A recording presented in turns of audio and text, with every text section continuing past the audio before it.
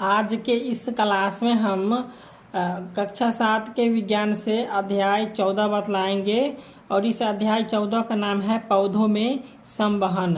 ठीक है, तो इनके सभी प्रश्न एवं उत्तर को हम हल करेंगे। तो यहाँ पे प्रश्न संख्या 1 है, रिक्त स्थानों की पूर्ति कीजिए।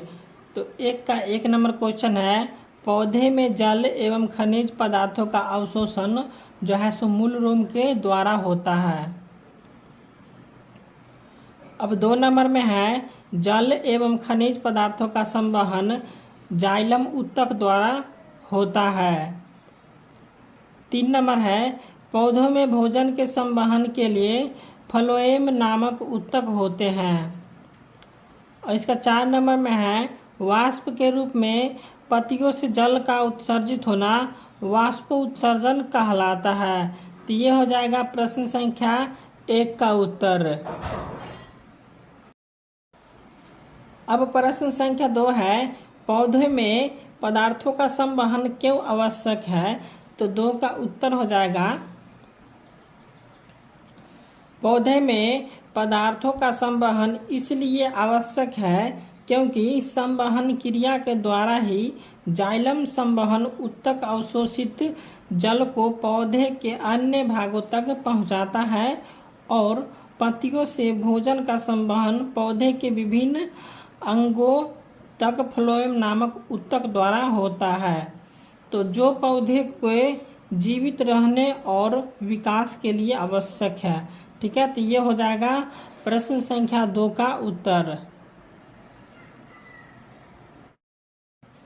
अब प्रश्न संख्या 3 है, जाइलम तथा फ्लोएम ऊतकों के क्या कार्य हैं। तो यहाँ पे 3 का उत्तर हो जाएगा, जाइलम ऊतक का कार्य है जल एवं खनिज पदार्थों को पौधे के विभिन्न अंगों तक ले जाना। और यहाँ पे फ्लोएम का हो जाएगा, फ्लोएम ऊतक का कार्य है पत्तियों से भोजन को पौधों के सभी अंगों तक पहुँचाना। तो ये हो जाएगा प्रश्न संख्या 3 का उत्तर। अब प्रश्न संख्या 4 है, वाष्प उत्सर्जन से क्या समझते हैं, क्या पौधे में यह क्रिया जरूरी है। तो 4 का उत्तर हो जाएगा, वाष्प के रूप में पत्तियों से जल का उत्सर्जन वाष्प उत्सर्जन कहलाता है।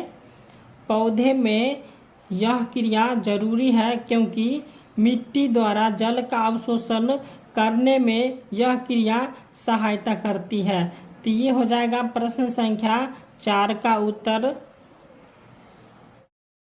प्रश्न संख्या 5 है, एक प्रयोग द्वारा बताएं कि पौधे जल का संवहन करते हैं। चलिए इसको हम प्रयोग द्वारा बतलाते हैं।